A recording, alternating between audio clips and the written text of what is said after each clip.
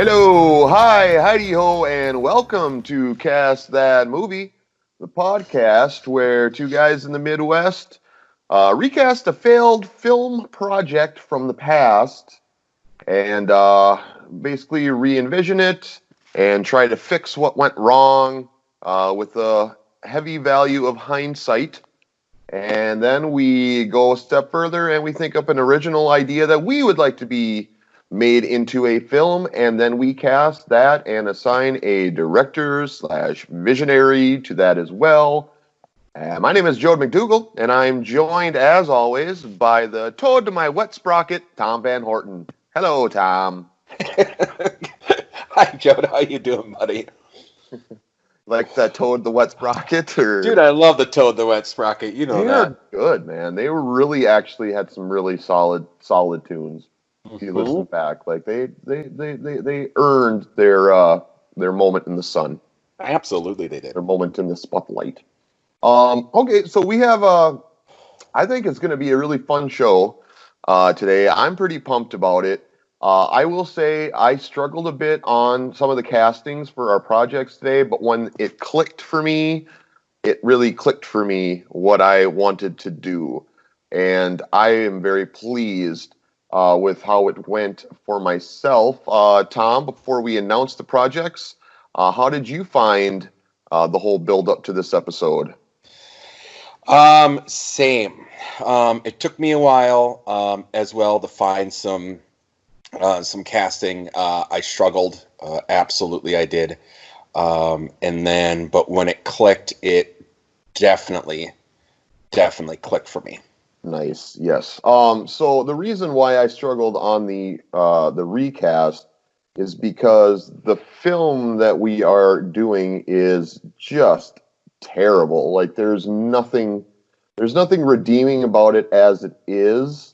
That film, by the way, is Jingle All The Way, the Arnold Schwarzenegger holiday movie vehicle.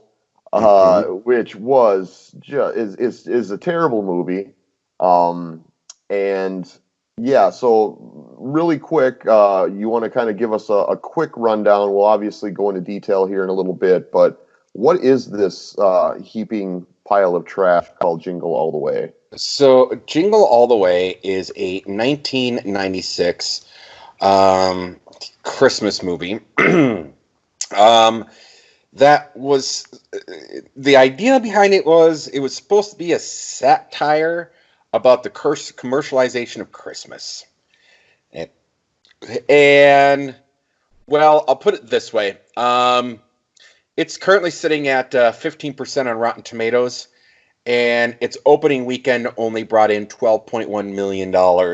It was number 4 behind Star Trek First Contact, Space Jam, and Ransom.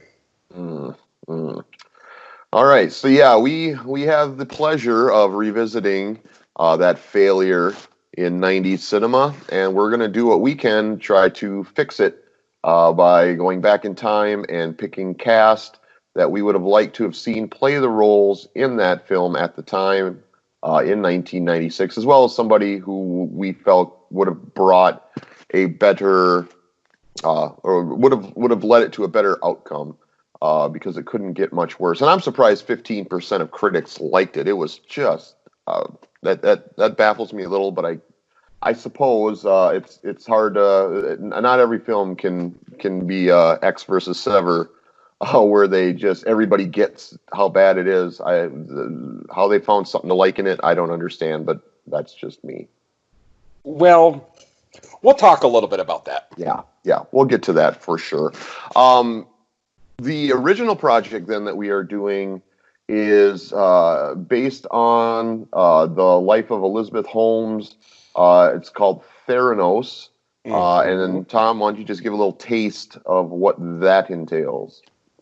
So, Theranos essentially is the story of Elizabeth Holmes, who was a Harvard dropout who went on to become the CEO for a company called Theranos. She was the wealthiest female CEO of all time, at one point worth $9 billion. And as of today, she is worth nothing and is charged with 11 charges of wire fraud. Hmm. Yeah, it's fascinating. I saw a documentary on this story. I can't remember. I want to say it was like a Hulu original, something like that, but I don't hold me to that. But anyway, I am familiar with the story, and I was before you had thought of the idea of doing a dramatization of it. When I agree, I think it would make for a great picture. Let's start then, as we always do, corrections from the last episode of Cast That Movie. I don't have anything. Tom, do you? I don't believe so. We were on. We were on last We episode. were on. We were really on last episode. Yeah. And to Yeah. be fair, they were pretty easy projects, hard to screw up.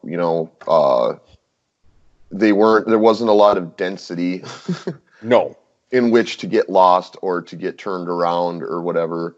But yeah, no. That being said, it was easy breezy, light, and fun. Yes. But yeah, we did well. We done well. One of our listeners, Rob Anklem, really gave me some feedback, loved the episode, and was like, you guys just need to keep doing what you're doing because that was stellar. Well, thank you, Rob. Thank you, Rob. And of course, we have questions. As you know, we do this now. We put this out on the Facebook, and today this episode's question is, when are we going to do Speed 2 Cruise Control? See, we've steered clear of sequels. Mm-hmm. One of the reasons being is that when you have a sequel to a successful, and in this case, I would say a good movie. I like Speed. I was a big fan of it, and I probably watched it last, I want to say maybe 5 years ago, and it still held up pretty well. It's hard. I mean, what do you say for the Visionary? I say, I don't believe they had the same director. I could be wrong there. But I could do some research into it. I haven't done a whole lot of research. Yeah. I honestly was not a fan of Speed 1, so Speed 2 had no desire to me. Sure. I do know that they had to, that they couldn't afford, I do know as much as they couldn't afford Keanu for the second go around. And so they had to completely change the script. That Right. much I know. Yes. And that's, I mean, right there is on the recast, I guess, because it worked the first time, and you weren't a fan, but it was a big hit. Yes, it was. You put Keanu Reeves in. I mean, so it's the answers are too obvious. It's just not as much fun as something that isn't a sequel, that is an original work. So I guess, I mean, I'm not saying that in time we won't go there. I would say Speed 2 Cruise Control is probably towards the bottom of any potential sequel recast project that we would do. And you've never seen it, right? Is what you're saying? No, I've never seen Speed 2 Cruise Control. See, and I have, so I would not have to watch it. You would have to watch it. Jesus Christ. And I don't know if I can inflict that on you. That's, I mean, I don't. I would say it's not that movie. We'll never do it. I'm going to confidently say that now. Okay. And the reason is because it's sequel, because the original was very good, again, in most people's opinion, and because I don't want to subject you to that. I appreciate that. I have my limits. Which is really good because I've subjected you to a lot of horrible movies over the years. Yes, this is true. So, all right. Well, that is a good question, though, and we do encourage if anybody else. I know you put it on the Facebook page. If people had questions, while we're recording, any more come up, coming in and out of a break or something, we can go back and answer any more questions that come our way. Hey, I have news, by the way, dude. Ooh. In case for those of you, speaking of being on the Facebook page, we are now on Spotify and iTunes, bro. Mm-hmm. Yeah, I'm aware. Actually, Yeah, I paid attention. Yes, we are. And Spotify is my podcast listening to vehicle of choice. So I'm very happy for that. And obviously, we know the popularity of iTunes and how widespread its use is. So yeah, that's really cool. I mean, it's been fun having it on YouTube and SoundCloud. But yeah, I think the more streams that branch off the river, the better, and the more access is always a good thing. So thank you for setting that up, because that was your doing. Oh, absolutely. Just we had a lot of people that wanted to have it on an actual podcast format, so we did that. Yep. So it's there, folks. It's there. Now you really don't have any excuses. Tom, let's go to our first break, and then we should probably come back and do some more show. Oh, I think that's a good idea. Yeah, I think we should. So we will be back in a couple minutes. Probably not that long. Or are these usually like 45 seconds or so? We'll be back shortly, and with more Cast That Movie, including the recasting of Jingle All The Way.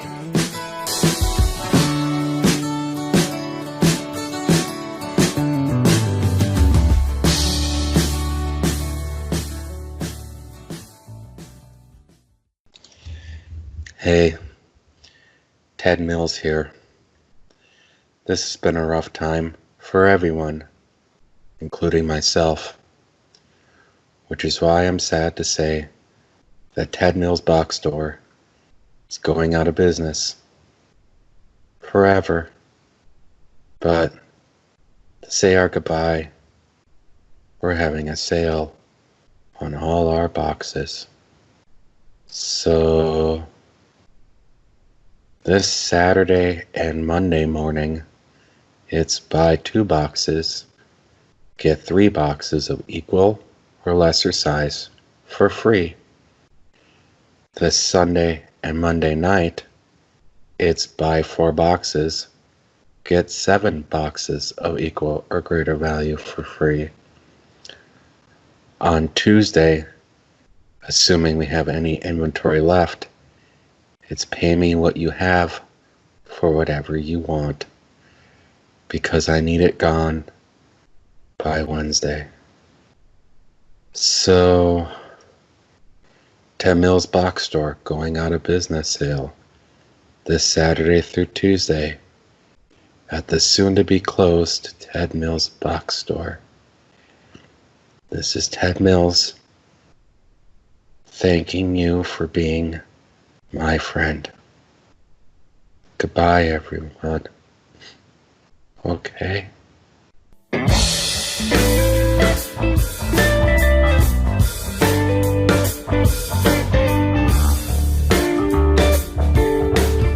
And welcome back to Cast That Movie. And we are going to begin the second segment, as we begin all second segments, and that is with casting news. Tom, what casting news do you have for us this episode? So I have 2 things. I'm going to let you pick a number, 1 or 2. 1 or 2. We'll start with 1 or 2. Oh, I can never decide. 2. Oh, man, you picked the doozy first. All right. Okay. So, we've been talking a lot about the Tiger King, right? We sure have. So, there's the one that we talked about last episode, the limited series, with now Nick Cage and Katie McKinnon. Well, now there's a Tiger King movie that's being tossed around, and do you know who is in talks as Carol Baskins for the Tiger King movie? I don't think I do. Okay. You ready for this? I'm born ready. Sharknado's own Tara Reid. Oh, I wasn't ready. Oh, I was not ready for that. You were not ready for that. Not for Tara Reid. Oh no. Tara Reid. Why so many? Why? I mean, okay. Gross first. I don't know. She actually, now that I think about it, as I'm learning this in real time and picturing it in my head, I can see a bit of a resemblance there. Right? I think Definitely more so than Kate McKinnon, but I don't trust her to do near the job Kate McKinnon would do. So, um, so yeah, we kind of were talking about we weren't quite sure. So you're saying that the Nick Cage, Kate McKinnon, that they're together for the limited series. For the limited series, and now there's a movie in the works, and they're in talks with Tara Reid as yes. Yep. Wow, I don't get it. I This don't is too much understand. Tiger King, dude. This is too much Tiger King. It's too. I think doing anything beyond. I mean, I know they're making more of the documentary series. Last I heard that they're going to do some additional episodes that aren't. I think they already launched some of them. No, they launched like a Joel McHale hosted Oh yeah. That's right. retrospective thing. Yeah, that was I think pretty widely panned and boring. I didn't watch it. I am at Tiger King fatigue. Mm-hmm. Uh, this news doesn't help that at all. Yeah, okay, that's terrible. That's terrible news. But whatever, I guess they can make it. I'm just not going to waste my time on it. Right. And do we know? I mean, I'm assuming then there's going to be a Joe Exotic in the Tara Reid version. Do we have any rumblings on who that might be? It's a great question. I don't know. Don't say Ian Ziering or Ian Ziering or whatever the Oh God, name is. that would be a disaster. Oh God, from the same That director. Wow.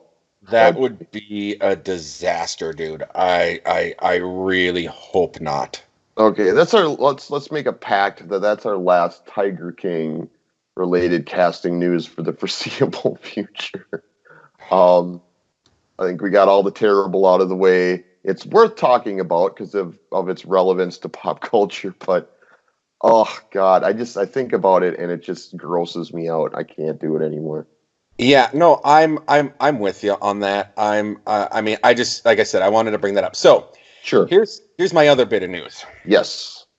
What's Um, number one? Number one is the limited series coming out on CBS Access is Stephen King's The Stand. Yes, this I have heard of, and I'm familiar with a couple of the casting choices there. And Now, I want to make it very clear. This is probably my favorite Stephen King movie or book. book, right? Book. This is my favorite Stephen King book. I've read The Complete Unabridged, which is like 1,200 pages. Mm-hmm. I was a big fan, actually, of the made-for-TV version as well. So I was really concerned with this one. Mm-hmm. However, so you are a fan of the Gary Sinise version? yes, I am a big fan of the Gary Sinise with Corin Nemec, Rob Lowe, Molly Ringwald, Miguel Ferrier. Oh yeah, anything with Miguel Ferrier, I'm gonna love. Okay. Yeah, I mean, I liked it at the time. It's another one of those things I revisited after a while, and that for me didn't hold up as well. It had it's a lot like the It miniseries and all the Stephen King miniseries from the early '90s. I don't know. It has that cheap TV movie feel to it. It had the cast was great. I mean, The they cast was great. yeah, Yeah, I mean, it has that. It has the made-for-TV script feel to it, yeah, right? right. Yes.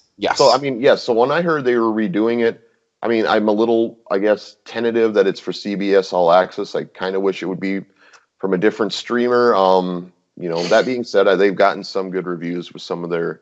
I haven't watched any of their Star Trek shows, but I hear they're at least worth checking out. They're not NCIS, CSI, crap. No, Sorry, that's crap. Picard is very divisive among the fan base. Mm-hmm. But they made some bold choices with it.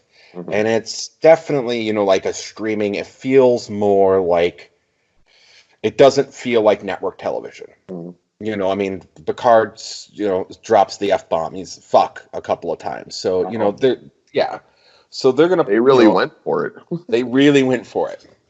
So what's the Stand, what's the casting news or the casting decisions that you wanted to discuss on that?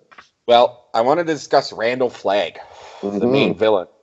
Yes. I think you're going to love this. Do you know who it is? I do know who it is. Why don't you tell everybody? It's Alexander Skarsgård. Yeah. Yep. That's going to be phenomenal.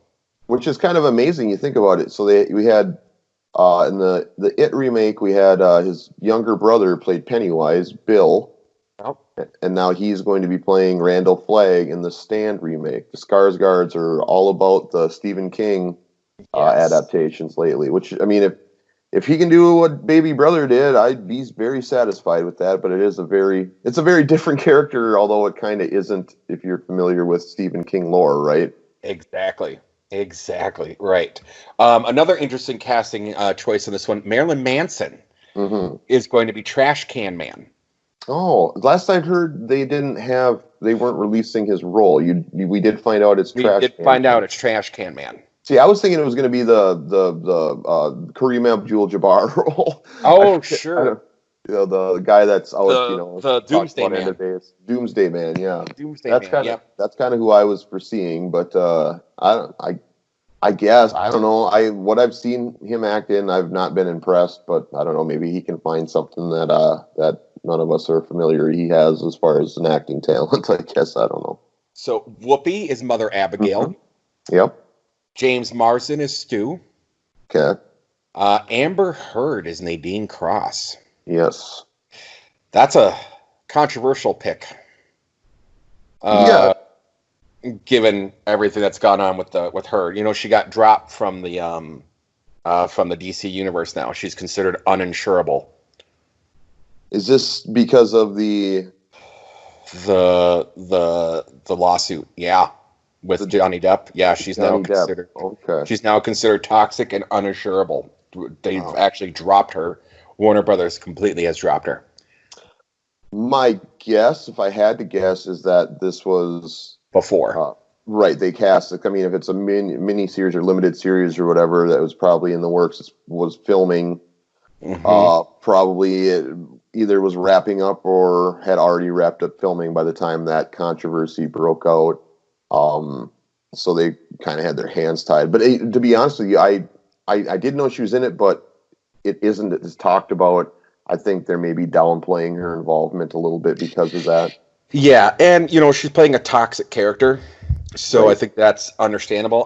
Couple other notable ones. Craig Kinnear will be in it as Glenn, who's a kind of a character. Mm-hmm. Odessa Young will be reprising the Franny Goldsmith Molly Ringwald role, Mm-hmm. and Henry Zaga will be the Rob Lowe of the movie. He will be the Nick Andros. Yes. Hmm. Yeah. There's I don't know. There's stuff to look forward to. As far as seeing if it works or not, there's stuff that's a little bit more meh. But it's gonna come down to really how it gets put together. I mean, the cast has the talent and ability. I don't think I'm really concerned with this casting news. But I want it to be good, and Hmm. only so much you can do as the actors. So yeah, I guess fingers crossed. I'm trying to think here because I just read on it about the talent that is responsible for it, and I offhand can't remember what other show they are responsible for. But it was, if I remember right, they're coming from a good resume I that gives believe them so as hope. well. You're talking about the writers. Yeah, yeah, the showrunners, or yeah. So it's gonna be the director is Josh Boone, Okay. and let me see here. Let me just bring this up here. It is based on the Stephen King. It's Josh Boone. It's being produced by Ben Cavill, Roy Lee, Vertigo Entertainment. Let's see here.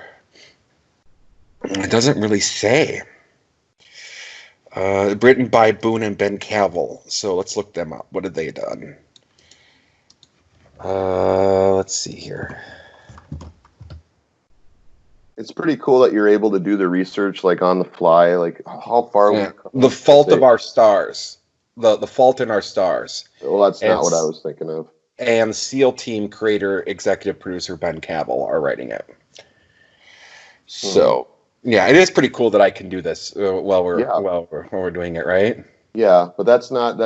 I'm maybe thinking of another project. Tell you what, this will be. We got fodder for corrections or whatever, or addendums for Absolutely. next episode. So tune in for that.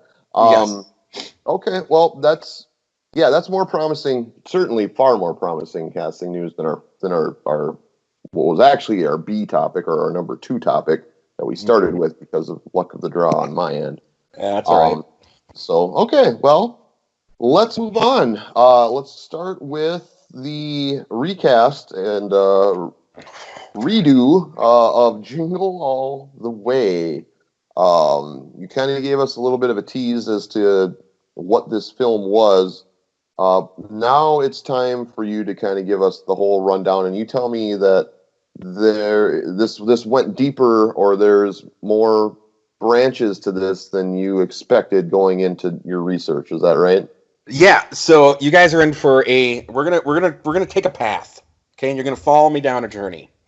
And Joe doesn't know what's happening here. So, Jingle All the Way, 1996, was inspired by real life toy sellout items such as Cabbage Patch Kids and Beanie Babies and that happy horse shit. It was written by Randy Cornfield. Now, the producer, Chris Columbus, rewrote the script, adding elements of satire about the commercialization of Christmas as well. Now, the project was picked up by 20th Century Fox. And due to delays to the reboot, the Oliver Stone Return of the Apes planned reboot, which starred Arnold Schwarzenegger, he was able to come on board. And they wanted to have Joe Pesci as Myron, but Columbus opted to cast Sinbad instead. Now, you're probably asking me, what the fuck is Oliver Stone doing with a Planet of the Apes reboot? Am I right? Yeah, that question did spring to mind. Well, lucky for us, the script leaked online. And that's a fascinating story. More fascinating than what went on with Jingle All the Way. You ready for this? You ready for Yeah. this shit show, dude? Okay, sure.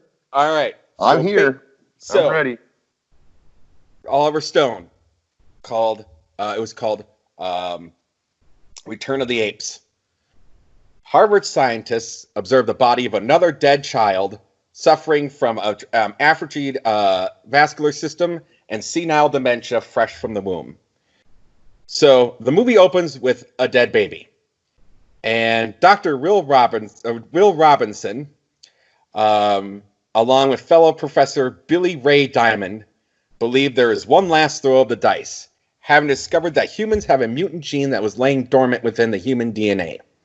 They realize they must go back in time to remove it and save our species. Ooh.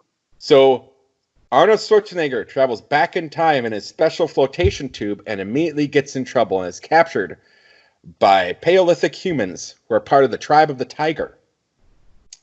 Then suddenly an army shows up, mounted on horseback, and searches the settlement. And they capture Will and bring him to the heart of the city of the apes to be judged in front of the elder councils. Well, right before they can murder him, he escapes with fellow human Aragon. Sound familiar? Remember the name Aragon? I sure do. Okay. Well, then they escape to find a prison laboratory. And in the laboratory, they find tribesmen, including Aragon's daughter, who all have scars on their head because they've been lobotomized. Well, Aragon kills everyone. Meanwhile, back in the present, Billy heads back in her own flotation device to join Will, and ends up with the tiger people. And he's gathering the tribes of the 7 humans in a place called the Eagle's Nest. And they discovered that there's a disease that Dr. Zura has created and put in the humans to destroy them. And they explain how they must go and travel with the 7 of them to destroy it. So therefore, there is a fellowship to destroy this disease. What the fuck? Oh, it gets better, my friend. Now, it's fascinating to think about that this all came from Oliver Stone, right? Yes. So, The humans are sneaking around to the ape center where they had the manhood ceremonies taking place. A intense act where a young ape is being sliced open on his forehead. His next act is to kill a human, and then young ape is placed in an area with a 12-year-old human boy separated from his mother, where the Coliseum of Apes chant "kill." And the alarm is tripped by the humans, and the boy is literally saved in the nick of time. But not to miss an opportunity, the boy picks up a spear and stabs the ape child in the groin with it. Mm-hmm. Oh, fuck. Yep. And then the ape falls forward, slashes the boy. He's injured, and then this big battle of starts coming on. Now, somewhere, Arnold Schwarzenegger, Will, comes driving in with a flame-throwing steampunk tank. He sends Nazgul, the leader of the elders, pummeling to his death. Soon after, Magog, the high priest, receives an arrow crossbow to the gut. Yes, and then he kills Aragon. Then Eve, this child spotted to be the first human, and Diamond, who's a character that we don't have to really worry about, are the next target for Drak, which is another ape elder. As they head towards him, Will, with his giant claw, a machine of iron jaws that snaps anything with ease, get in line, and he flips the lever and he roars, "Get your hands off her, you damn dirty ape!" Oh, Dude, no. dude, like totally aliens. Like this thing ends with with Arnold Schwarzenegger building a sculpture of the head and crown of the Statue of Liberty out of iron, sand, and rock, saying, "It's to make sure we never forget where we came from." Oh, All that's so much terrible. dude, all the characters are named after Lord of the Rings characters. Right. There's straight up ripoffs of the Alien movies. I mean, this was just a disaster. So, what happened? Why wasn't it made? You say it's terrible? You're saying that's why it wasn't made? No. No, because they did make a Planet of the Apes movie shortly thereafter that was terrible, and that got made. That got made, but it wasn't as batshit as this one. No, the reason why this one wasn't made was because executive producer Dylan Sellers somehow wanted to overtop the craziness of Oliver Stone's idea, decided the film needed baseball. What? The film needed baseball. The plan, according to executive producer Sellers, was that he said, quote, "What if our main guy finds him in ape land and the apes are trying to play a game like baseball, but they're missing one element, like the pitcher or something. And our guy comes along and he knows what's missing and they show him. They all kind of play Flintstones. They play baseball like the Flintstones." Sellers was so committed to this idea, he fired the writer for not making the changes. A new writer was never found. Schwarzenegger lost interest, and then the director, Philip Noyce, went on to do The Saint instead. Oh my God! He decided to die on that hill. Baseball in a Planet of the Apes movie. He died on that hill. Yep. Wow. Yep. So there's our rabbit hole. So that's how Arnold Schwarzenegger came into be on Jingle All The Way, was because this Planet of the Apes shit show was fucked. So back to Jingle All The Way. It was set and filmed in the Twin Cities of Minneapolis and St. Paul. Was filmed at a variety of locations, including Mickey's Diner and the Mall of America. Mm-hmm. They only shot for about 5 weeks here, and the rest of it was shot and the production was moved to California. Right. Now, what they had wanted to do was make Turbo Man a huge thing. They wanted to make this a big thing, but because of the swift production, merchandising was limited. They only made only a couple 100,000 of these 200,000 of these Turbo Man toys, and nobody wanted them.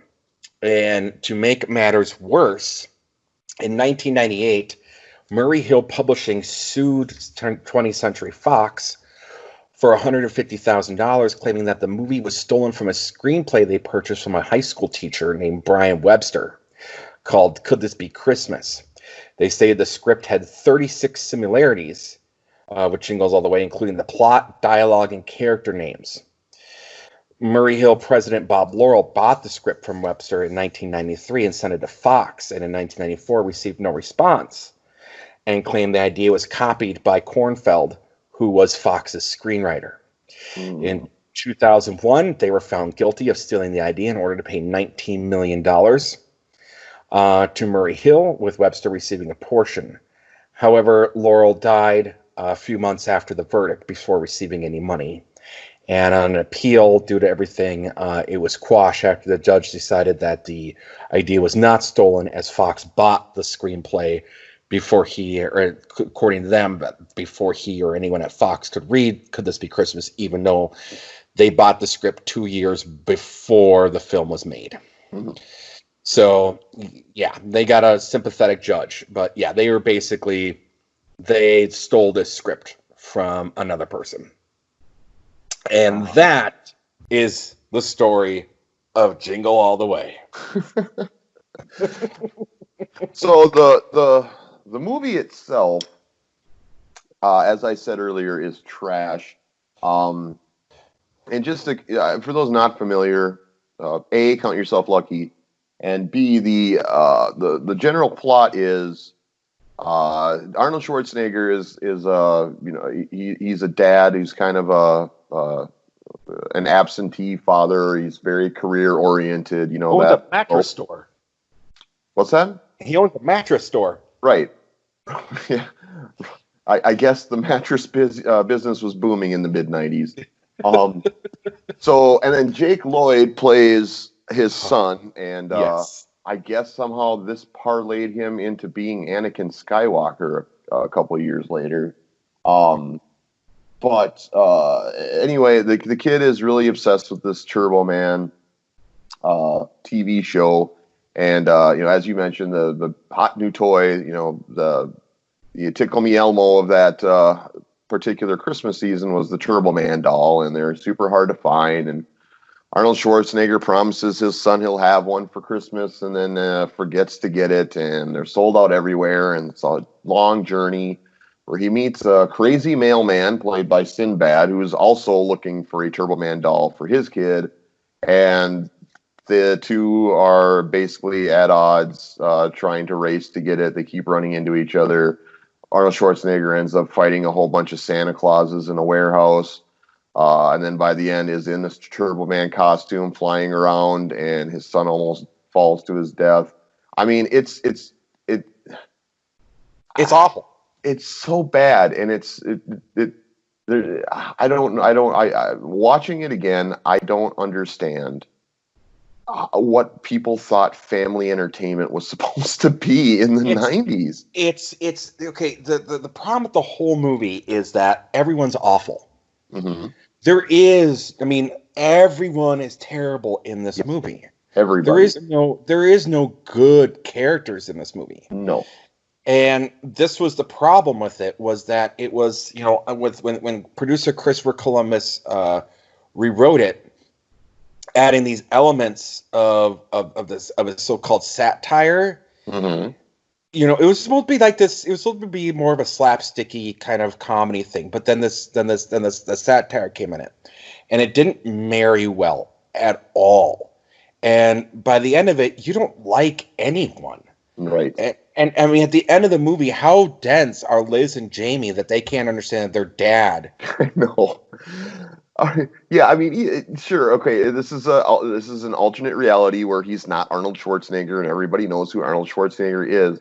But his father is a very, very, very distinctive voice, big man, yes, and face. I mean, mm-hmm. You don't mistake him. He's not, the average dad, that at the company picnic. I mean, he is got that Arnold Schwarzenegger everything about him, and a small visor covering his eyes, and the whole lower half of his face exposed, and his mouth talking. Yeah, I mean, it obviously a lot of family movies, they test the limits of believability, but they weren't even trying. I mean, that's I think you look at Christopher Columbus, or Chris Columbus. And what he did with like Home Alone, for instance, and that had a lot of similar elements. It was a Christmas movie, a lot of slapsticky humor, but somehow it worked so much better. It felt so much more grounded than this did. It just felt like they just gave up and just like, let's just make it as crazy and stupid as possible. Yep. It's so bad. I think we should get into what we would do different, because I don't know about you, but I went in a completely different direction with this. I couldn't fathom fixing what it was trying to be. I went in the opposite direction of you. I tried to fix what it could be. So I'm interested. Good. You and I are going to be very different interpretations. Yeah. So let's hear. Who's your director, sir? Who's your director? Okay. So before I say the name, I want to just first give you kind of the vision of what I'm going for, because like I said, it's very different. Now, we know it was a bomb, and it didn't do well. To be fair, no. It sucked here in the States. However, worldwide... Because of Arnold Schwarzenegger, right? Because of Arnold Schwarzenegger, it did end up grossing $129 million. So it did recoup its $75 million budget, but it did not do well here in the States. Right. Well, that's what I mean. It was a noted bomb here. My version would certainly be way cheaper, and it would have the potential of becoming a cult classic. Ooh, okay. Which, as we all know, lives in infamy. And it would be a dark comedy, a hard R. It would be a satire, but with just a pitch black sense of humor. And to give you an idea of what I'm going for, I don't know if you ever saw the early 90s movie Serial Mom. I did see with Kathleen Turner. Yes. Yes. I'm going for that kind of tone. So this is very dark. Yep. And then the director I picked to do that is a director that had come off a trilogy that made him well known in the horror genre. Are you starting to get an idea of where I'm going? I believe so, but I want to hear it. Yeah. Okay. It would have been, and this was prior to him kind of taking on bigger, big Hollywood projects. So it would have been kind of in his sweet spot, because it would have been a step up quality-wise with what he had done. Had a little bit bigger budget. I'm going with Sam Raimi. Yes. Yep, Sam Raimi can do dark humor very, very well. Yes. Who are you going with? So I'm trying to fix what this was. Sure. And as you know, Chris Columbus worked on Home Alone. Yeah. And who worked on him with Home Alone? Who worked with him on Home Alone?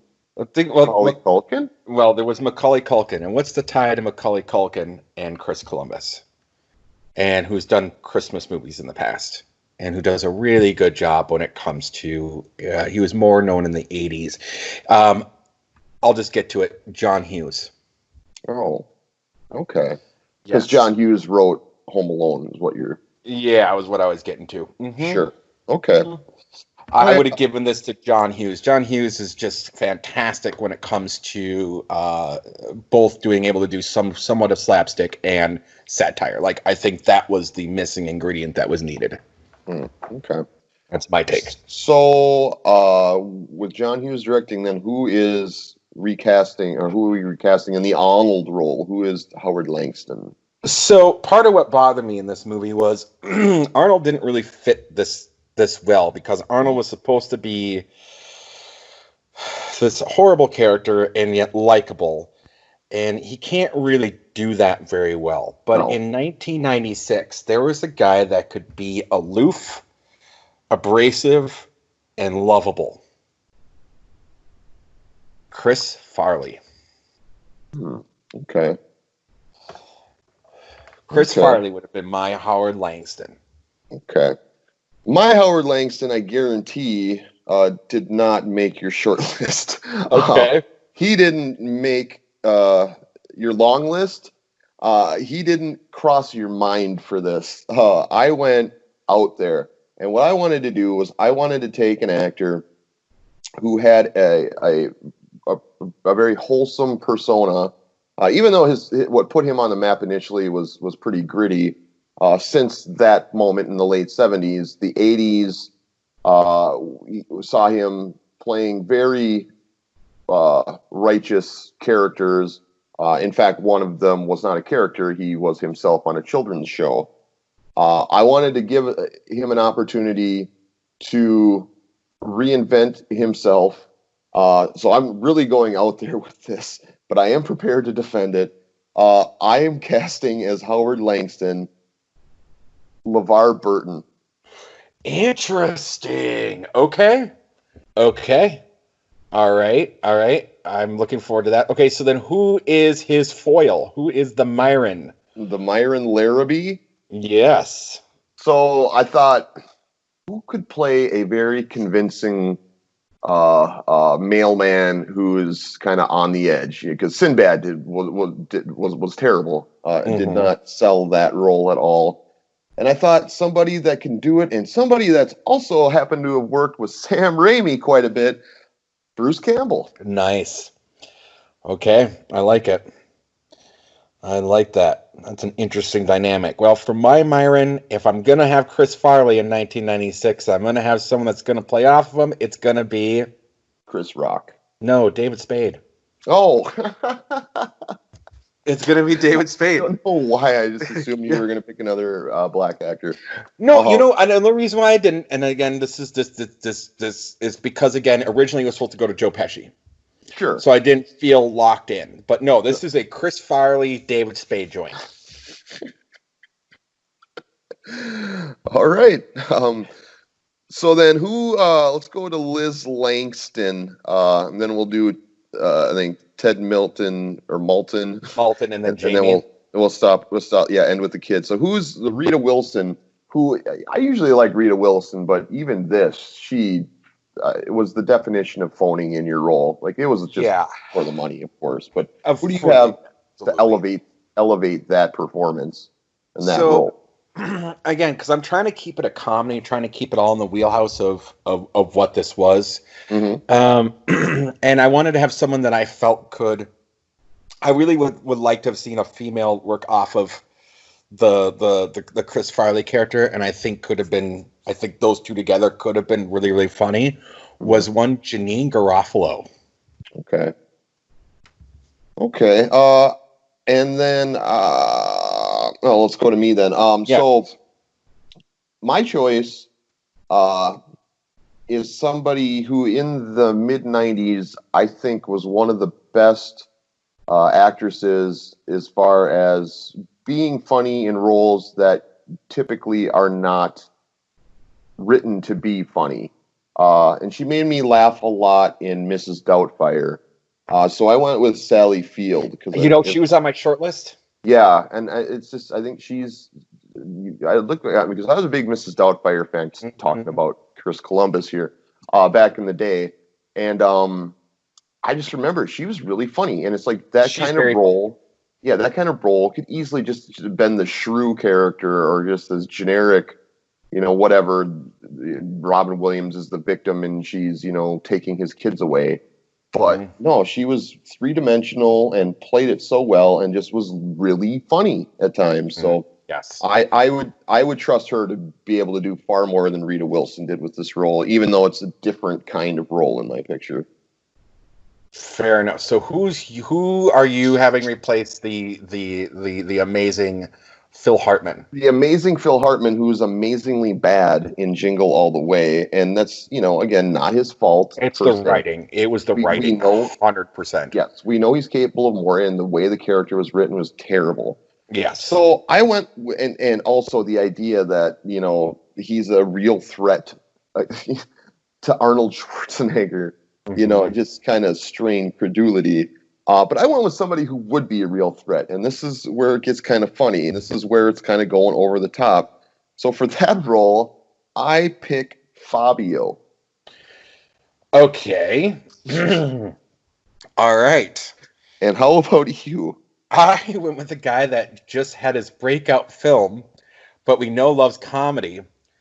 And I went with Billy Bob Thornton. Okay. Hmm? And then who is the kid? Who is the Jake Lloyd? One Joseph Mazzello Oh, from Jurassic Park. from Jurassic Park. Okay. Yep.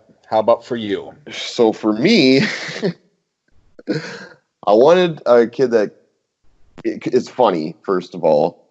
And I figure I got LeVar Burton and Sally Field as the parents. So Yeah. I got quite the spectrum to choose from here. But I wanted him to be a little older, and that would be in and of itself kind of funny. Okay. That a teenager would be so obsessed with getting a stupid doll. So I went with the one and only Kenan Thompson.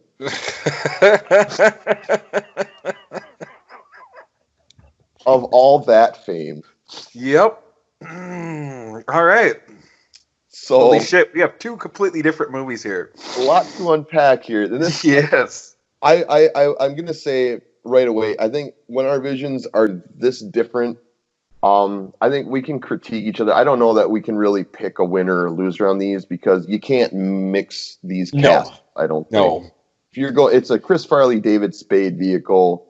There's a universe of actors unique to that, and there are many that are not going to fit into that world. Exactly.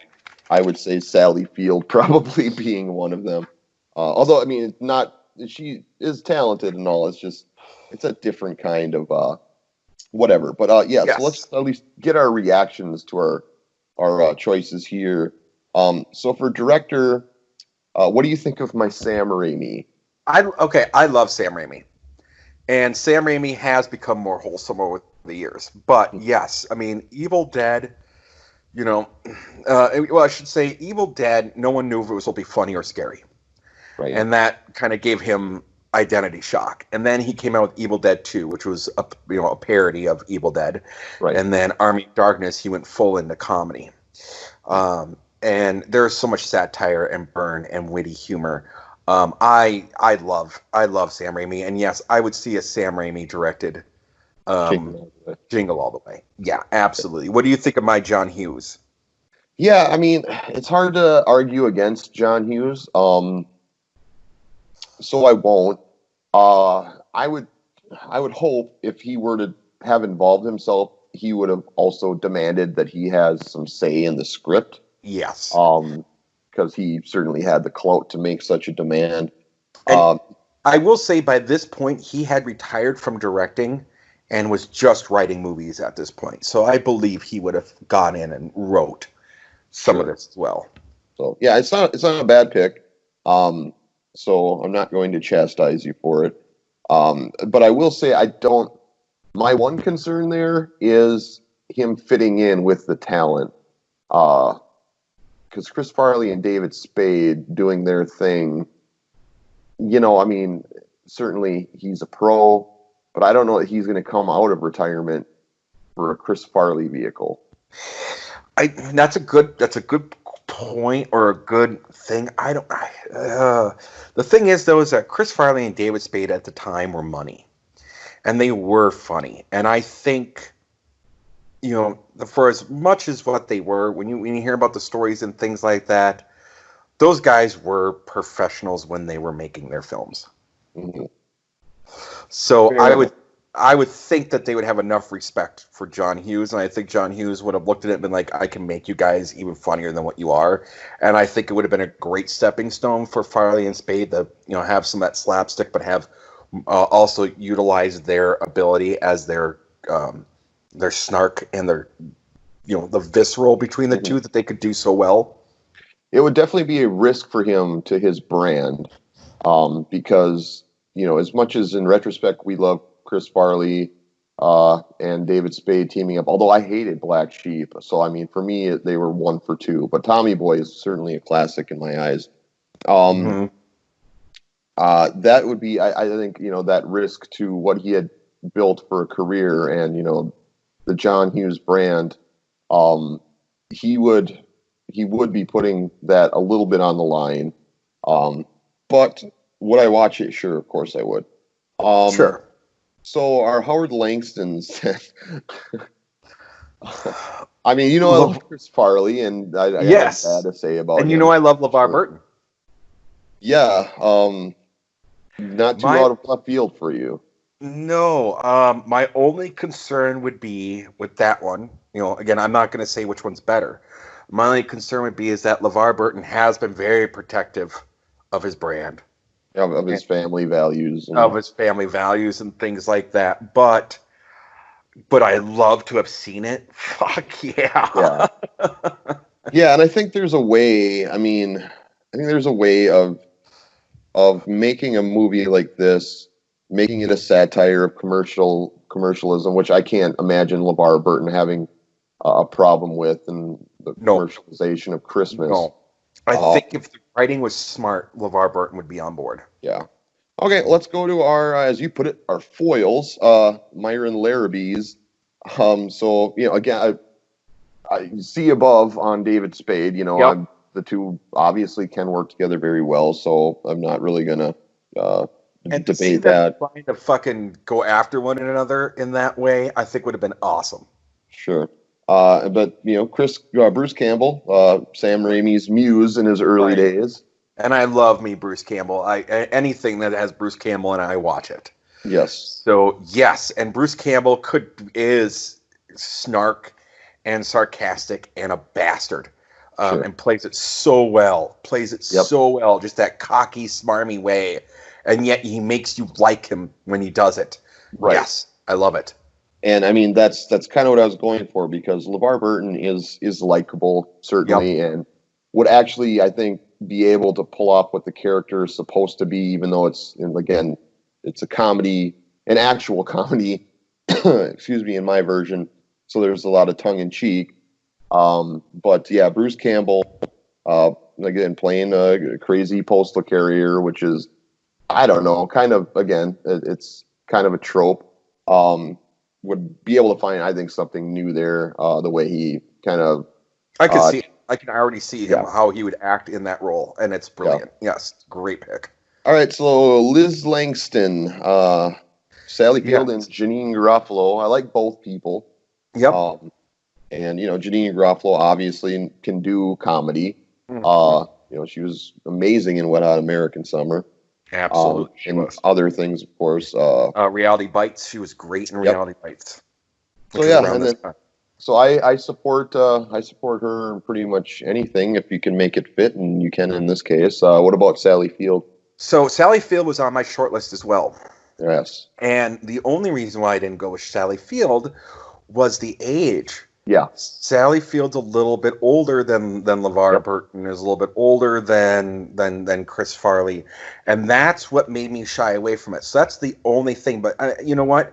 Sally Field, you could put makeup on her and make her young and make her look young, and it would have been fine. Sure.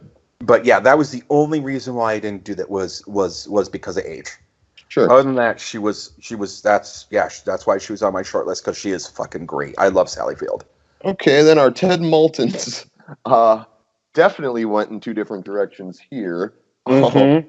So I took Fabio because I wanted it to just be a ridiculous, over-the-top joke character. His role would be minimized. There wouldn't be the scene where he's eating her cookies in the kitchen and talking to Howard on the phone and just toying with them. I mean, it'd be brought down a lot. But like the actual threat of her cheating on him, the joke, I think, would land if it's somebody like a Fabio as opposed to somebody. I mean, Phil Hartman's a good-looking guy, but come on. Well, here's the problem. I just want to talk about the problem with Ted Moulton in the movie. I felt was he was written to be like, even though he was divorcee, he was written to be like the perfect nice neighbor. Mm-hmm. Except for the fact that he wants to bang Howard's wife.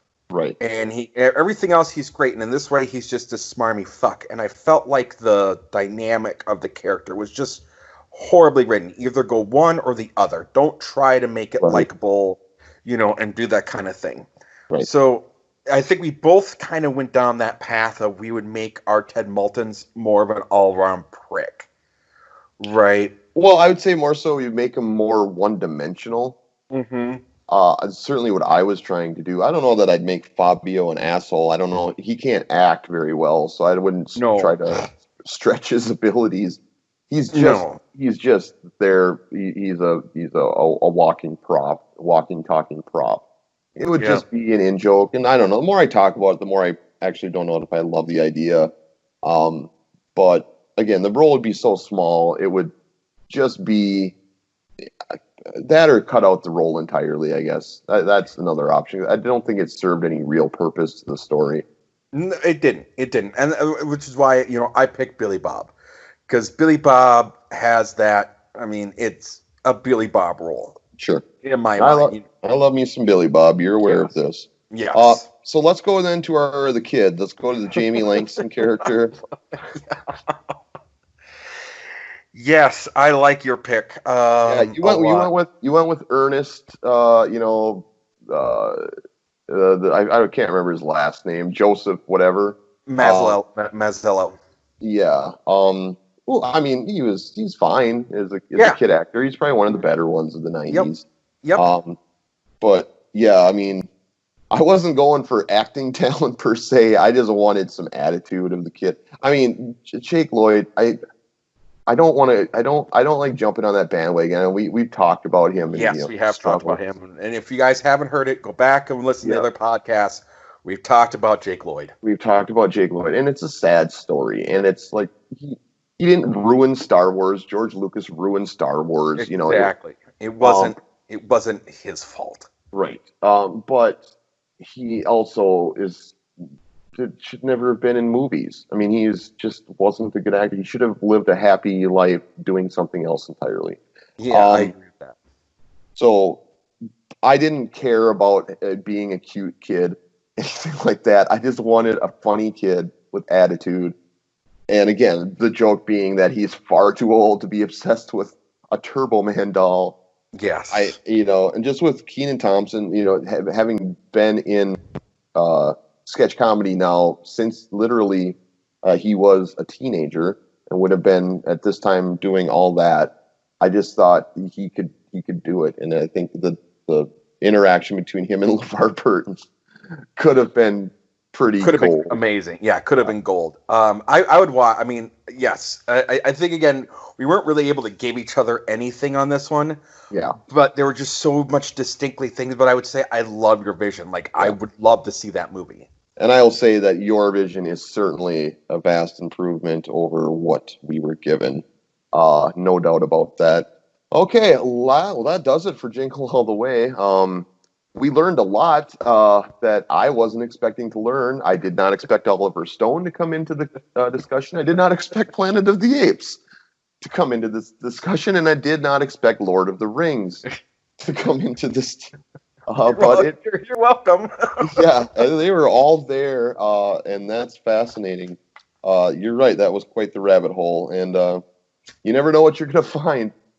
Is what we're learning here. I think episode after episode. Okay, let us go to our next ad break, and then we will come back and play a game. We'll play our game. We got to do our game. Can't forget the game. Pants are coming off. Got to play the game. Got to play the game. All right, we'll be back in a second.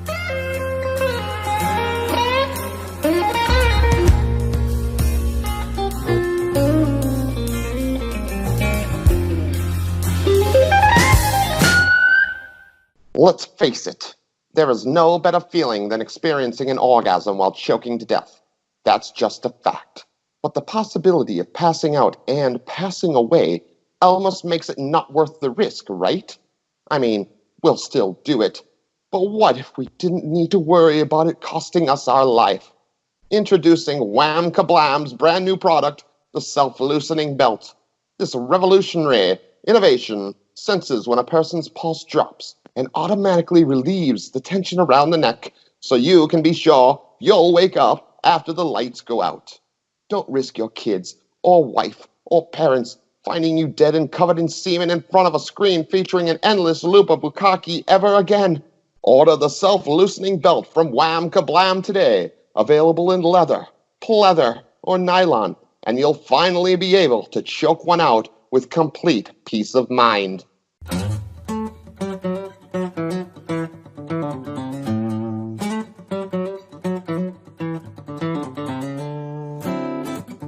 And welcome back once again to Cast That Movie. And it's time for us to play a game, Tom. Game time. Game time. Pants off. Game time. Tom, I'm going to let you tell everybody what game we are playing today. So we are going off the top 3 again.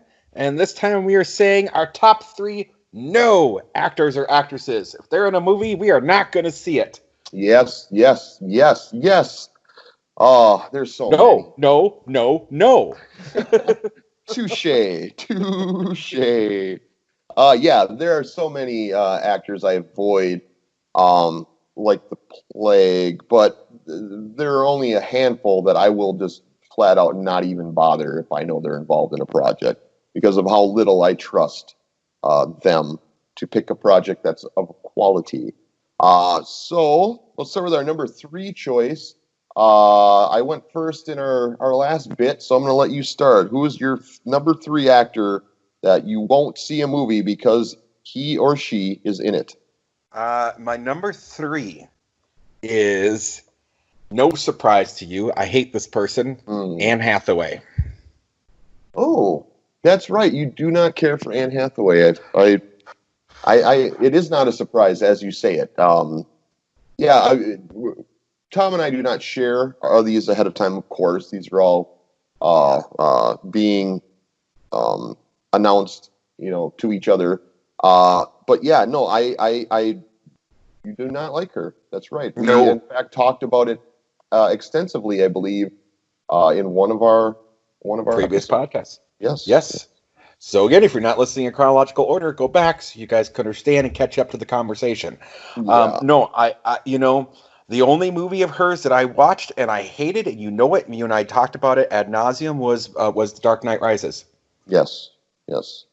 I don't share that opinion of her. I'm not a huge fan, but I've seen her do some work that I can't put her anywhere near this list, but that's just me. So fair enough. Anne Hathaway is your number 3. I'm going to hope we agree on my number 3. Okay. And that person is the one and only LL Cool J. We do. We absolutely agree on that. And as a matter of fact, LL Cool J was on my short list for this game. Yeah. But as he should be. And there is, yes, as a matter of fact, I've used that many, many times, the LL Cool J factor when it comes to a movie. That if I'm interested in it and then LL's in it, I go, no, I'm good. I don't have to see it. Yep. The only reason why he didn't make my top 3 is because I did like Deep Blue Sea. Yeah, but he was what made it almost, every scene he's in is unwatchable. He made it unbearable. Yes, I completely agree with you, but I did end up enjoying the movie regardless of him. See, and I get that. I would say that was when he was kind of breaking into acting, and now he's choosing his roles, and he's choosing roles in films that I wouldn't ever want to watch. On TV shows too, I should add. Okay, so why don't you tell us who is your number 2 actor or actress that you will not watch a movie because of? I will not watch anything involving this person. I have no desire. Whenever I hear their name is attached to a project, I immediately zone it out and will never see it. Kevin James. Yeah, he was on my short list too. However, he's in a new movie coming out where he plays like a neo-Nazi or something that's supposed to be really brutal. And so that I'm sure it won't be good. Yeah, I know. I can't. Yeah, I get why you put him on there. He deserves it. I will say that I will wait for the reviews of that movie. I will not go see it, and I probably will just still put it off, even if people tell me I need to see it. I probably won't. Yeah, just because of him. And there's so much to watch anyway. You Mm-hmm. gotta pick your battles. My number two is an actor that some would argue does have actual acting chops, but he's just a terrible human being. Um, and I mean, and that as a criteria, I guess, can apply to a lot of people. People could expect I'm going to say Kevin Spacey, but he's never going to make another movie again, is my Right. bet. So that's why he's not on the list. But this person is very vile in his own right, and he is still, as far as I'm aware, a working actor. James Woods. Yeah. If I Yeah. see James Woods, I am turned off as turned off could be. Yeah, he also was on my short list. He was. However, there's one movie, which was John Carpenter's Vampires, Mhm. that, again, I tried to look at things, I'm like, I can't, but yes, I will not. Outside of that, I will, that movie's so old, he's not getting any royalties off of it anyways, or he's just getting 2 pennies. Sure. But no, I'm with you on that one. Yeah, James Woods immediately turns me off. So, who's your number one then? I want to hear your number one You want to hear first. mine first? Okay. I wouldn't be surprised if ours are the same, but I'm pretty sure I have a theory on who yours is going to be. Okay. So I don't think it's this person. This guy is pretty universally loathed in the film world. Um, any I can't think of a single project he's been involved in that I would have to watch again that I have seen, and anything in the last decade plus that he's made that I had any interest in seeing. It's Rob Schneider. Mm-hmm. He is not Yeah. funny to me. He's just not funny, and he is solely a comedic actor. And if you're not funny, then I'm not going to watch your comedy. Right. Another guy that was on my short list. So let me ask you, who do you think is my number one? I think based on again talks we've had on this show, I would venture to guess that John Travolta would be your numero uno. Okay. So yes, John Travolta is on my list of actors, on my no actors, but he's not my number one. Okay. And my criteria for this particular one is someone whose movies I cannot enjoy. Now, I enjoy Pulp Fiction. Okay. So no, my number one is probably someone you didn't see coming. Freddie Prinze Jr. I didn't see him coming. Probably so dirty. Uh, um, uh, yeah, is he still acting? Yeah. Oh, he is, huh? Yeah, and here's the thing. Everything that he has done, Yeah, it's and bad. I think the reason why I hate him, is I was a fan of the Wing Commander video game series. And he ruined that fucking movie. And then fucking Scooby-Doo, he was a terrible friend. And I wanted to like the Scooby-Doo movies. And oddly enough, in both of those movies, Matthew Lillard wanted me over. Freddie Prinze Jr. never did. So, yeah, I think that anything with Freddie Prinze Jr. in it, I fucking hate. He's like a curse. He's a curse. Yeah. You know who also was on my short list, but who came off? Because I looked at a role he was just recently in, and I went, well, fuck, I can't put him on my list now, was Jeremy Irons. Really? Jeremy Irons was my number 2, and Kevin James was my number 3. Jeremy Irons, why? Everything he's been, except now he was in the latest Watchmen. Yeah, he's And great. But Dungeons and Dragons and a lot of his earlier stuff, anything with Jeremy Irons in it was shit. He was a curse. I called it the Jeremy Irons curse. Wow, did you ever see the Mission with him and Robert De Niro? That I didn't see, but because it had fucking Jeremy Irons in it. Oh, so good. See, Okay. there you go. Yeah. Okay, Mhm. okay, fair enough. Wow, okay. Yeah. All right. Well, that was fun. Let's go now to our original dream project. It's a highlight of every episode of Cast That Movie. We are going to pick a project we would like to be seen or like to see be made into a film, and we are going to throw all the talent at it to make it work. This episode's dream project is Theranos, featuring the story of Elizabeth Holmes. And I now turn it over to my partner, Tom, to tell everybody what the hell this is all about. Oh boy, strap in, ladies and gentlemen. So if Yeah. you don't know the story of Elizabeth Holmes and Theranos, there, as Joe said earlier, there was a HBO documentary. There was a Hulu documentary.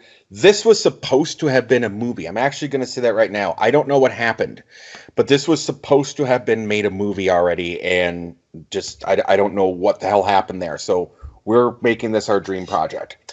Elizabeth Holmes founded the company called Real Time Cures. And she described her fear of needles as the motivation. The idea behind it was they wanted to perform a small blood test using only drops of blood. Now, she went to Stanford, and when she pitched this idea to her medicine professor, her professor said it's not going to work. It's impossible, and explained all these reasons why. And several other medical experts said this can't happen. And she said, screw it. And she dropped out of college and started working towards this thing. And what her original idea actually was, and what she got her patent on, was it was supposed to be a bracelet that would poke you throughout the day, or randomly throughout timed intervals, and then detect if you had a bacterial disease. And then packed inside this bracelet was supposed to be 100 different medications that would then inject you. So the idea was it was going to get rid of having to go to the doctor for prescriptions.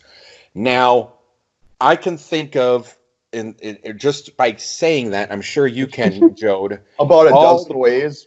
The dozen ways that could go terribly wrong. That could go terribly wrong.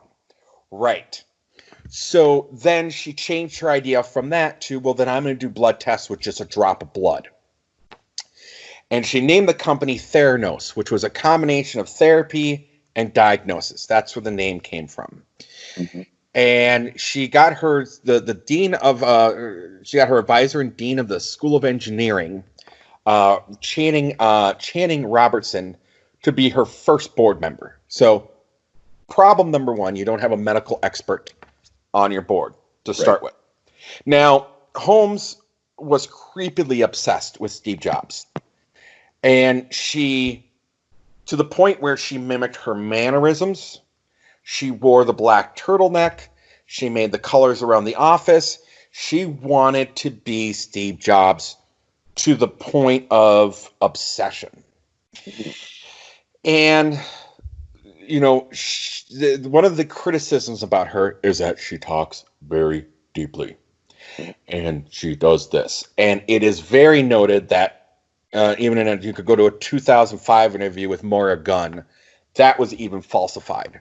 So this is a person who didn't have her own image, who was already kind of, worried about herself. So when you start faking who you are, you should start, there's some concerns that comes up. So by 2004, through venture capitalism, through this with their board of directors, she raised $6 million to fund the firm. And by the end of 2010, they had raised more than $92 million. In July of 2011, she was introduced to former Secretary of State George Shultz. And after a 2-hour meeting, he joined the board of directors. Mm. Now, the thing with Theranos was it was operating in something called stealth mode, which is a term that is used when a company is doing things without press releases or a company website. It's typically done in ways when a company is starting out or they're doing things they don't necessarily want media on them until they start getting to where they want to get to. Well, in 2013, they announced a partnership with Walgreens to launch the Theranos machine. And this got them their first bit of attention, which is where things started to go wrong. She was invited. She was on the cover of Fortune, Forbes, the New York Times Style magazine, and Inc. Forbes recognized her as the world's youngest self-made billionaire, and she was ranked at 110 on the Forbes 400 in 2014. Theranos, by 2014, was valued at $9 billion. and her name appeared on 18 patents and 66 foreign patents. And she set up all these agreements. So there's a lot of stuff going on here. But the whole idea was that when you go to the doctor now, you have to have vials of blood taken. And then those are put through these giant machines, and they have to go through all this blood. The idea with the Theranos was that they could do all these things with just a drop. Well, in 2015, the downfall started to happen. The Stanford professor, John Ioannis, wrote in a Journal of American Medicine that there'd been no peer-reviewed research on anything regarding the project. A University of Toronto professor in May of 15 analyzed the technology and said, this can't happen. The Wall Street Journal reported that Theranos was using traditional blood testing machines instead of the company's Theranos device, which was labeled the Edison, because, again, she had to do all these things. And Tyler Schultz, a Theranos employee and the grandson of one of the directors, former U.S. Secretary of State George Shultz, was the key source for this, and he was slapped with a bunch of lawsuits. By the time everything was said and done, on the board of directors, there never was ever a member of the medical community. Henry Kissinger was on the board of directors. General Mattis was on the board of directors. U.S. Secretary Shultz was on the board of directors. No one in the medical field was allowed to be on the board of directors. And as things started to fall apart, in order to keep things calm in the offices, people were not allowed to commingle. If you worked in this department, you were only allowed access and only allowed to go to lunch with that group. So if someone was involved in the testing, if someone was involved in the PR, someone was involved with this, everything was kept completely separated. So no one could get information from anyone. What was happening was that when they had people coming through for doing tests, they were taking the blood samples, and then they had in a separate room, a locked room, one of the large machines that are typically done with, and we're putting them through there and coming back. The results weren't right. The machines were breaking. Blood samples that were being spun around were being polluted. So people were getting who didn't have herpes, which was one of the things it was used for, were coming back with positive herpes results. This was a shit show. And everyone was just putting it off. I don't want to go too more in depth in this, but by January 17, it was announced that 41% of the workforce has laid off. That lawyers had charged Theranos for threatening to seek bankruptcy protection because they didn't want them to be able to do that. They had to reach a settlement with Walgreens because Walgreens was getting bad test results, and they weren't able to. The machines weren't working. For the Fortress Investment Group had loaned $100 million to them, and they got sued to get that money back. It was done. And finally, the whole downfall really came from when there had been a secret month-long investigation into the way they were doing it, and there was another whistleblower that I'm not going to out as much because she's moved out of the country and has her own life going. So that was one of the reasons why. If you're really interested in it, you can find her information and look in this. But yeah, so the people that were really involved in this were Elizabeth Holmes, her boyfriend / fiance, Ramesh Sunny Balwani, and they're both got 9 counts of wire fraud and 2 counts to commit conspiracy for wire fraud. They had a lawsuit for the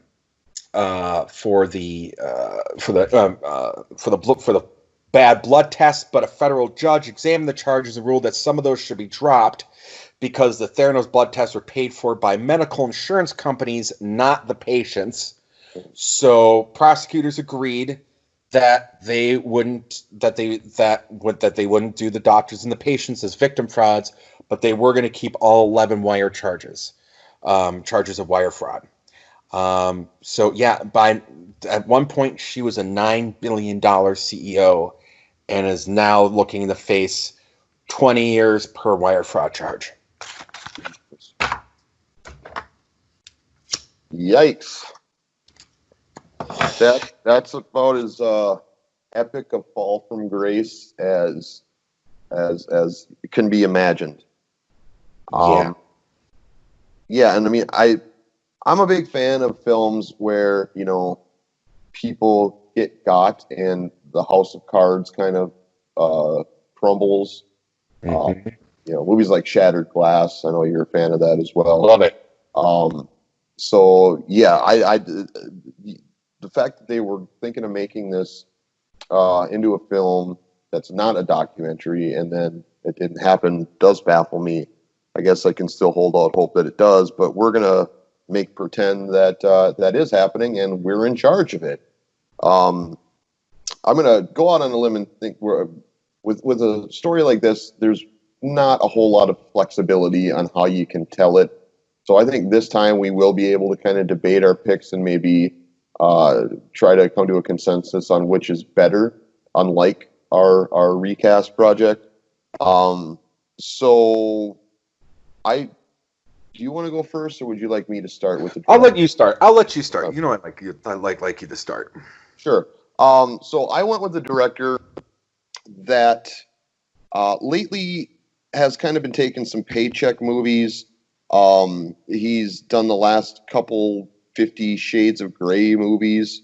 But what I know him best from is a little film in the early 90s that he directed called Glengarry Glen Ross. Mm-hmm. He's also made other movies. Mostly in the 90s was kind of his the time when he was most active. The Chamber, The Corruptor, Confidence in 2003. But aside from the 50 Shades movies, he's done a lot of TV that has similar feel and tone to what I would want for this.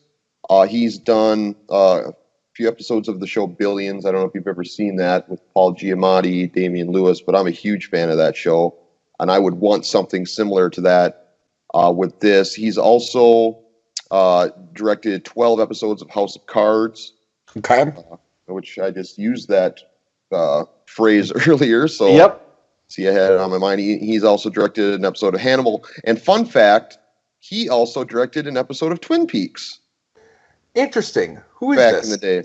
His name is James Foley. Oh, James Foley sure did direct Twin Peaks. Yes, he did.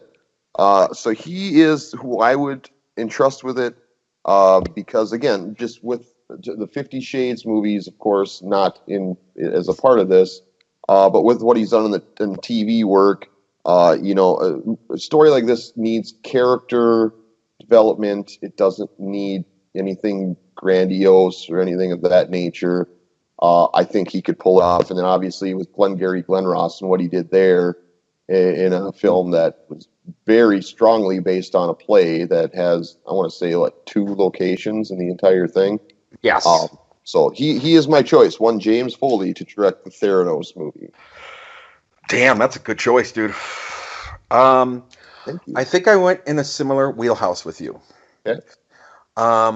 But I do think there's a way to tell this story. And I think there is a darkness to the story. Mm-hmm. And I think it is somewhat, to me, of a dark comedy. Because this is, I think it's going to be less of a comedy and more just dark, right? And you introduced me to this director. And I loved his first work. And he is very selective about the works that he does.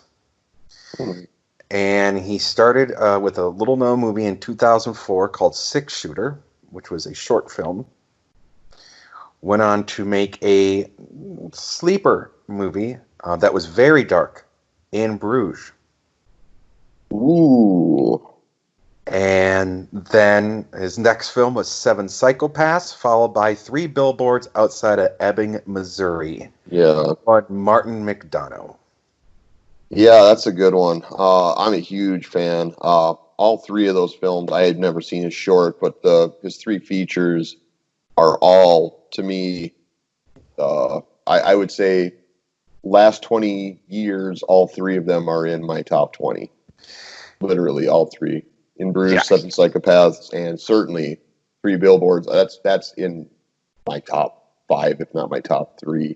Mm-hmm. Wow. Yeah, that's a good choice. Oof. Okay, well, great director. And who's the dynamite actress that we're putting to pull off this role of Elizabeth Holmes? So Elizabeth Holmes is, I believe, a sociopath. Mm-hmm. Not a psychopath, a sociopath. This is a person who has puts on a facade. Again, she emulates what she thinks are ideals, Mm-hmm. and puts that forward, and then through that she's able to hide the crimes and the terrible things she's doing.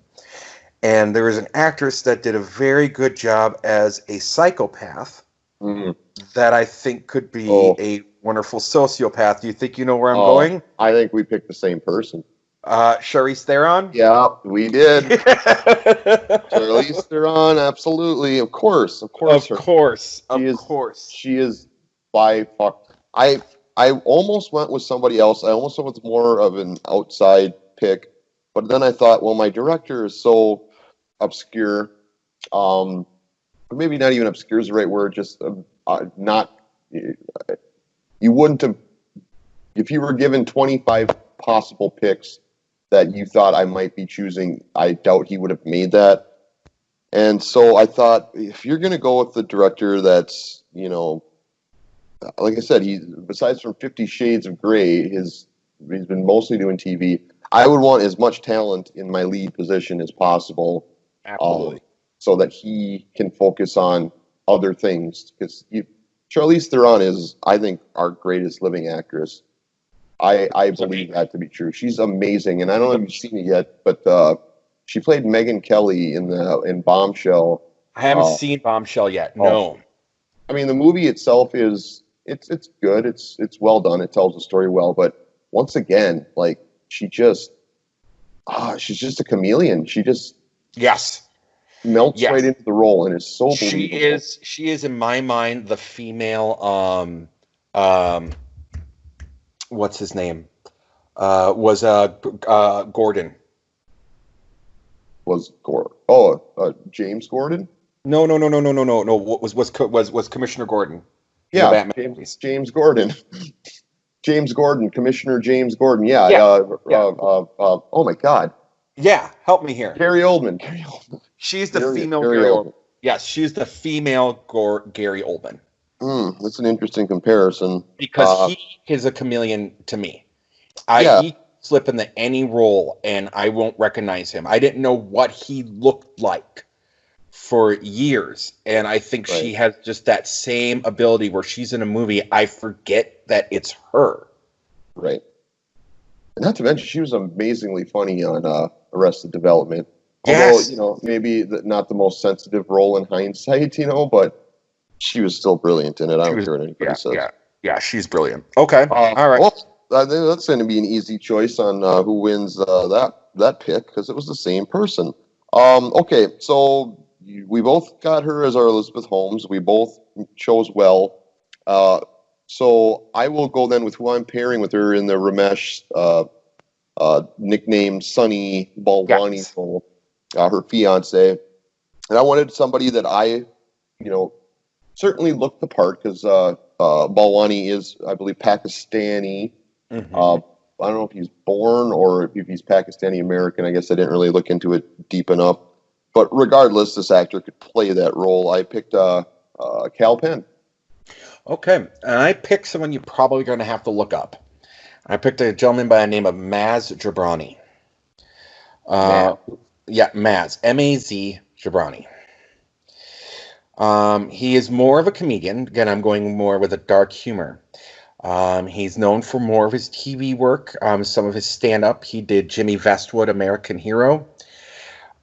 He was in Better Off Ted years ago. Oh yes, okay, I know this Yep, guy. yep. And I felt he could, even though he's not Pakistani, he's Irani. I felt he could still play the role. Okay. That's who I went with. Yep. Cool. Okay, so then let's go to James Mattis. We're gonna get these two novelty characters. I mean, they are central to the story, but there's a celebrity that precedes the story with these two guys. James Mattis, who are you putting in that role? I'm gonna pick a someone that you probably didn't expect, and I am a fan of this family of actors. Between the whole family, I think they're probably arguably up there with the Baldwins as being a very prestigious family of work. I'm going to throw out some movies here that you probably would know him from. The Big Chill. Dark City. A History of Violence. Robin Hood.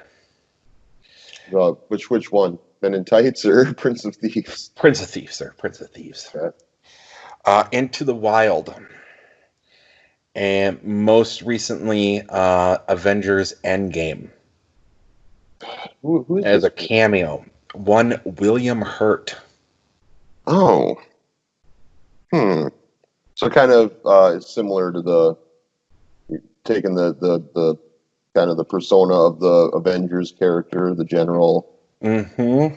Okay. Mm-hmm. I went with somebody I went with somebody who's also from a very prominent acting family. I don't need to dance around it. I'll just tell you who it is. It's Martin Sheen. Very nice. Yeah, Very nice. Yes, he was on my short list. He was on my short list. Absolutely. Haircut for sure. Mm-hmm. He's kind of got that big head of hair, the Jed Bartlett head of hair. But yeah, he's who I'd go with for my Henry Kissinger. This was tough. I mean, Henry Kissinger is a very old man. Very old. And so I figure, well, I'd want somebody that's in that age range. I think Kissinger, I believe, now is in his 90s. So I went with somebody that, again, is on the older side. I think could do the role. I went with Carl Reiner. Oh, you went with Carl Reiner. Okay, I like that. I went with someone that has somewhat of a link to Henry Kissinger, having been in All the President's Men. Oh. I went with Dustin Hoffman. Interesting. Okay, so then our whistleblower, Tyler Schultz. Who are we putting in that role? So this is someone you probably will have to look up. It's a younger actor, obviously because he is younger, and he got his start as a child actor in the Percy Jackson series. One Logan Lerman. No, I know who that is. Yeah, he was just on Hunters on Amazon Prime. Yes, that's what he's most notable for, is Hunters, as Jonah. Okay. I went a little different direction with mine. He's somebody you certainly do know. And because I did play it safe with the Elizabeth Holmes role, I decided here I was going to, and I'd argue with probably all my roles, nobody's really that big of a stretch of the imagination. But this one might take some getting used to, but I just keep seeing him in things, and I'm amazed that he has the versatility that he does have. I went with James Van Der Beek. Okay. Fair enough. Let's discuss. Yes. I'm going to give you a director for sure. You pulled out the ace of spades for me there. I mean, of course I'm going to go with Martin McDonagh. And you picked a good project, I think, to burn him on, because I'm not going to let you trump me with him again. But yeah, he's amazing. He would make this really engaging, really good. And you're right, he would definitely wedge in some really funny moments into it as well. So Yeah, absolutely. We don't even need to talk about it. You win that one. Fair Um, enough. we tie for Elizabeth Holmes because we picked Charlize Theron. I Yep. don't think I know mentioned, but the other person I was really strongly considering was actually my wife suggested her. I don't know if you've ever seen the show Love on Netflix. Mm-mm. Did you ever watch the show Community? I watched Community a little bit. Yeah. Okay, this is Gillian Jacobs. Okay, I do know who Jillian Jacobs is. Okay, yeah. And actually, if I'm not mistaken, I believe for the version of the movie that was gonna be that I don't know whatever happened to it. I believe it was gonna be Jennifer Lawrence. Hmm. I think I got it. Let me. You know what? I'm rather than doing a correction next week. Let me just. I could see that actually. I could see that. I think she could pull that off too.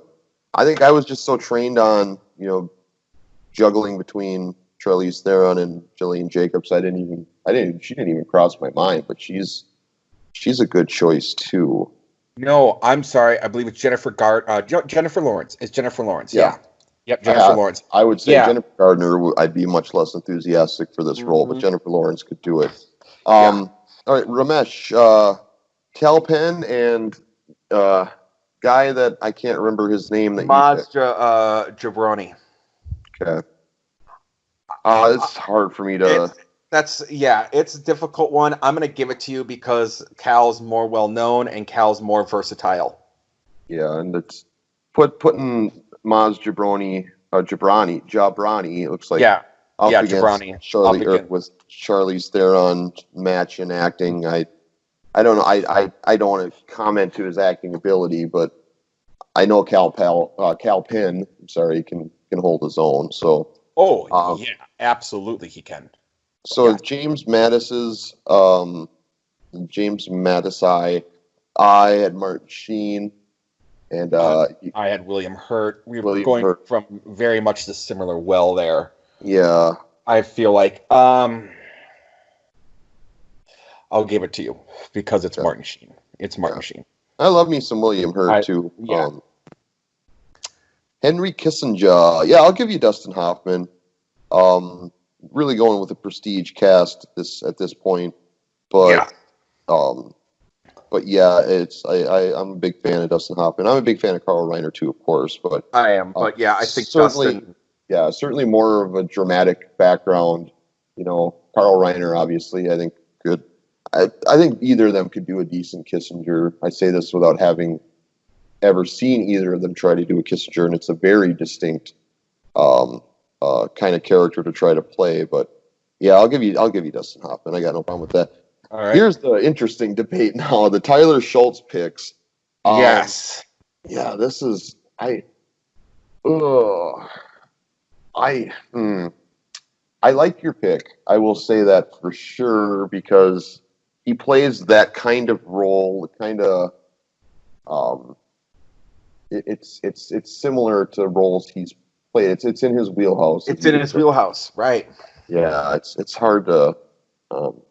And when he's good, he's good. Yeah, he is good. He's solid. I can't really think of a film where he's just shit the bed or anything like that. Yeah, I'll give it. James Van Der Beek is a risque choice. It's a risque choice. You I'm know sorry, me though, man. You know me. I like to every now and then. I'll go Yeah. with, if I feel like I'm picking too obvious. I want to. Well, and the other thing I'm going to bring up is you got to understand Tyler Schultz was 21, 22 when all this was going on. Oh, that's a fair point. Yeah. Yeah, James Van Der Beek's just too old. Yeah. Well, that's fair. Yeah, you definitely take that one. That's all you. But yeah, I think overall that's a pretty solid cast. Very. They should start making this thing already. Yeah, they really should. I really want them to make this movie because there is so much fascination to it.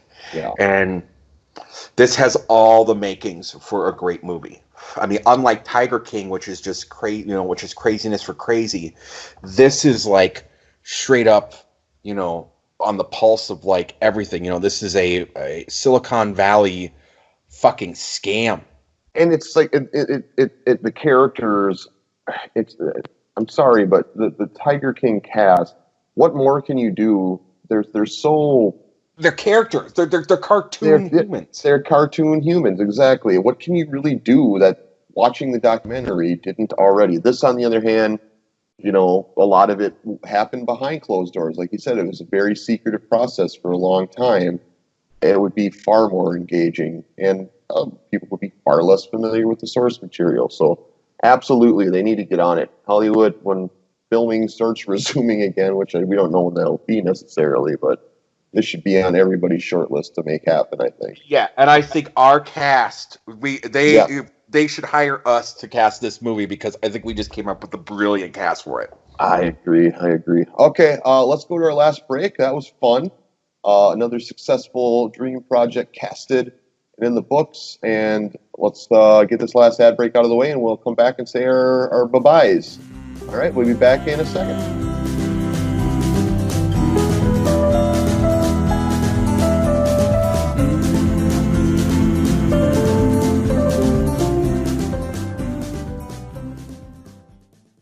Ted Mills here.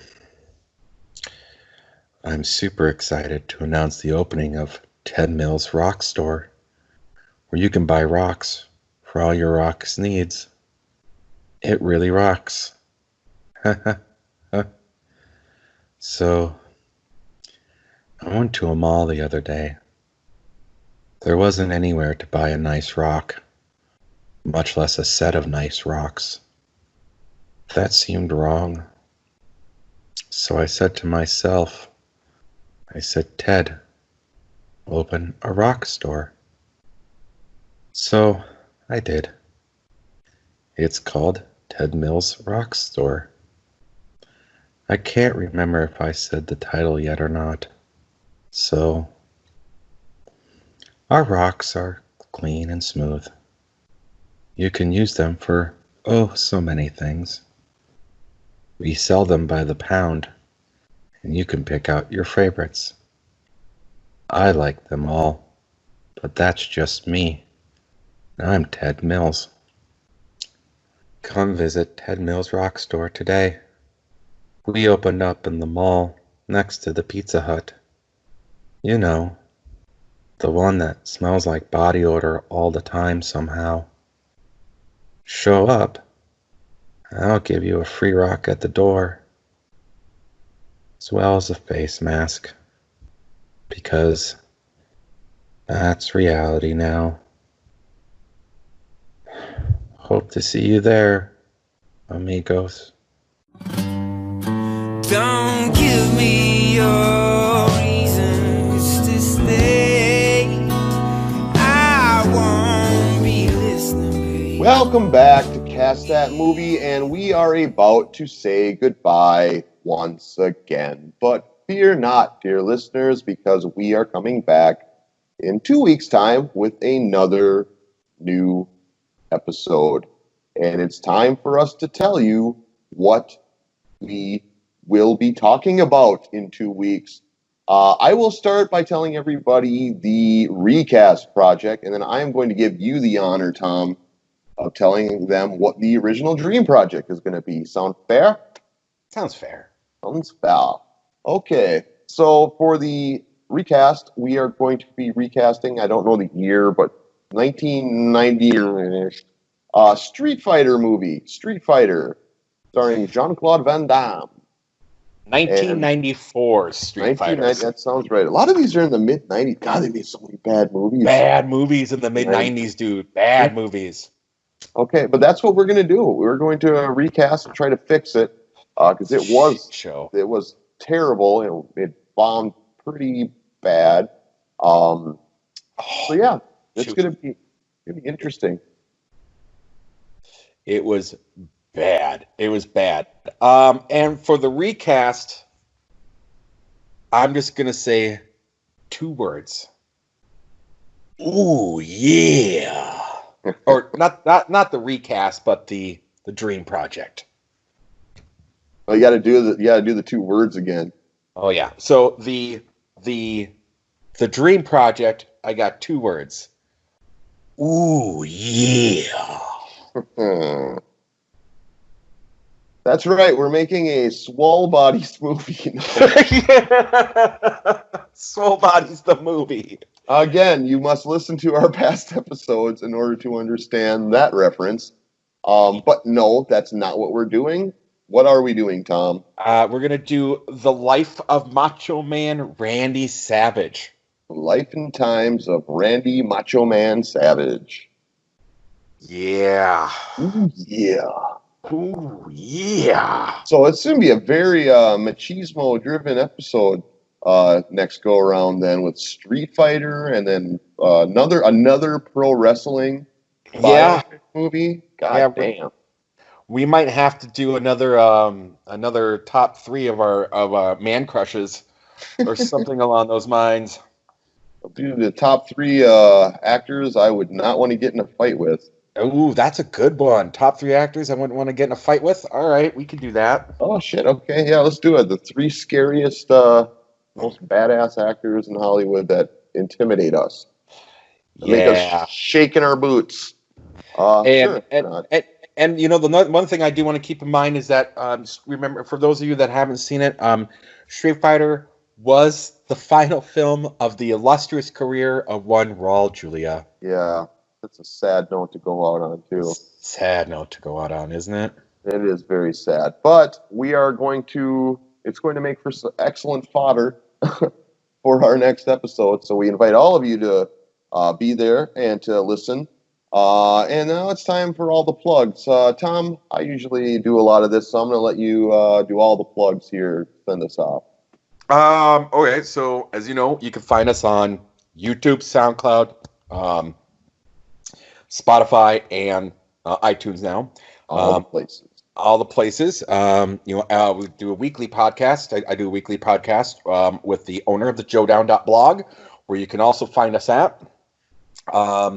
And that is the podcast above a convenience store, Talking Twin Peaks. That can be found weekly. That is also done on now Facebook, YouTube, SoundCloud, iTunes, and Spotify. So you can find us all in those spots. You can find both pages on Facebook. The Cast That Movie page, the Twin Peaks page, the Joe Down. What else do we got going on? Anything else? Oh man, that all sounds so exhausting. I hope not, because I don't know if we could handle any more on our plate right now. That's so many things. It's a lot. So many things are happening. Yeah, no, I think you hit them all. Okay, well, I guess it's time we say our goodbyes. Make sure to definitely come back in 2 weeks for our Roid Rage episode. But until then, I am Joe McDougall, and he is Tom Van Horton. And we will be back when we are back, and we hope you are back when we are back. Goodbye. Bye.